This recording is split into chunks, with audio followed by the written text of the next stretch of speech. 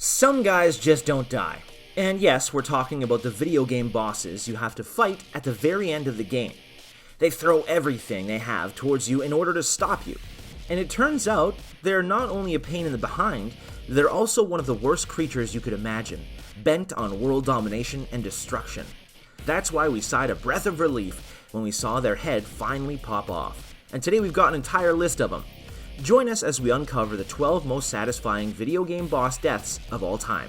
Let's jump right into the bloodbath. Number 12, Final Fantasy X.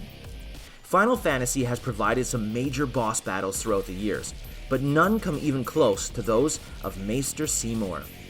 This guy is exactly like the one we talked about in our intro. He has many lives, and he is obsessed with domination and killing that he wiped out the entire tribe of Kimahri. He lives through 4 lives. Once you have to battle him in his human form. Next you have to brawl with him in the form of Seymour Natus, then Seymour Flux, and after a long-awaited death, after you destroy him in his Seymour Omnis form, Yuna gave him the last kiss of death and wiped him from the face of the world.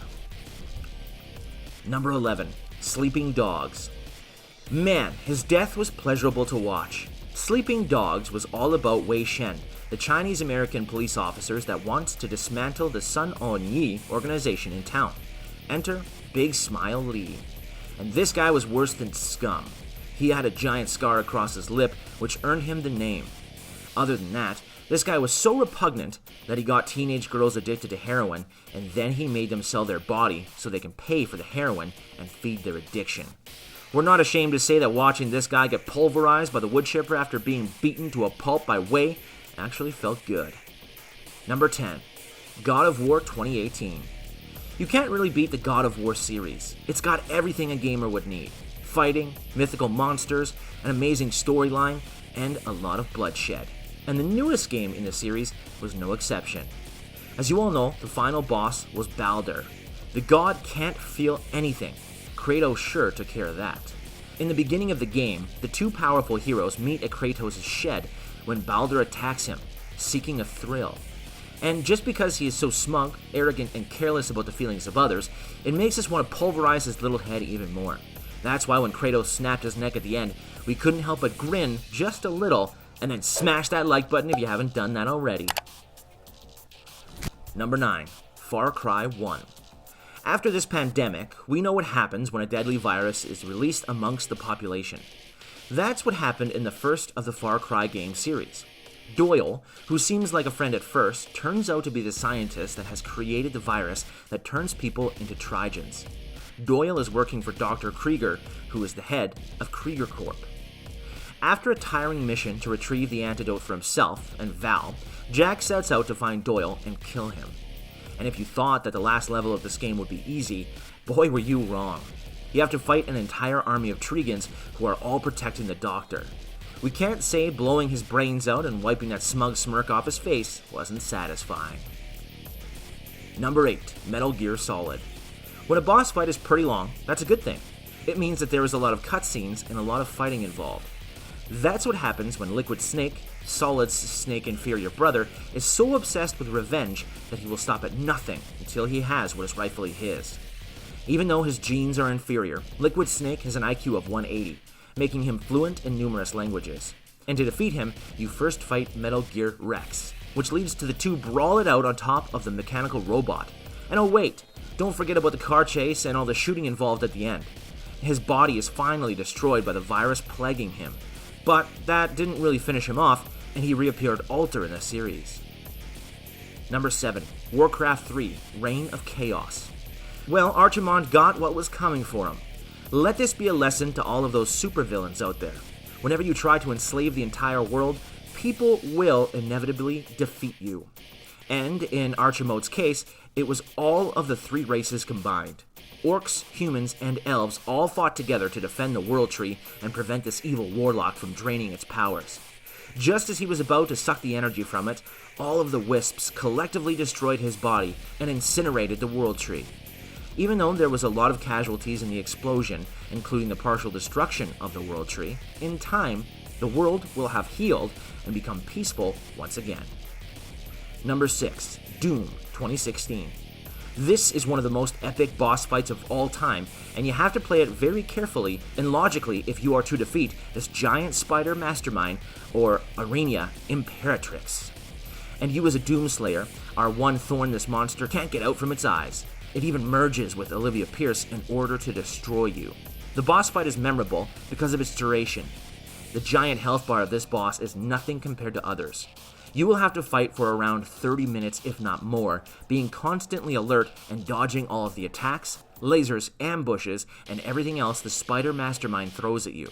But in the end, you will get to blow a hole the size of the Grand Canyon in the middle of this spider's brain. Number 5. Metal Gear Rising: Revengeance. Even though Metal Gear Rising: Revengeance was just a game, it showed how far corruption and greed can go when they're left unchecked. That's exactly what happened to the greedy Senator Armstrong that's running for president in the 2020 presidential elections. He doesn't care about human lives or suffering. The only thing he cares about is money. And the only way to get it is through war, even if that means innocent people are dying. For this and many other reasons, slashing him into a million pieces, ripping his heart out of his chest, and smashing it was something most of us wanted to do to this egotistical prick. Number 4. Call of Duty Modern Warfare 3.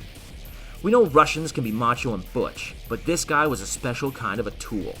Being the main antagonist in the Modern Warfare franchise, he is tactical, smart, and cunning. The only thing that interests him are his goals, and for him, the end justifies the means. To show you how ruthless he is, we can tell you that he killed his only friend Yuri just because of his ideals. And when John Price beats him into a pulp on that glass floor, ties a cord around his neck, and bashes him until the floor breaks into a million pieces with both of them falling to the story below, Makarov didn't reach the bottom. His cord was too short.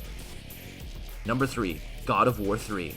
We told you Kratos was ruthless when we were talking about the battle between him and Baldur. But when he goes up against his own father, who's actually Zeus by the way, then you know that this boss battle is going to be epic.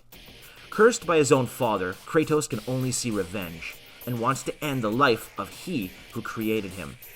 In a battle of gods, this epic saga ends with Kratos piercing his father's heart with the blade of Olympus, and then at the very end, he uses his bare hands to give the god a proper bashing.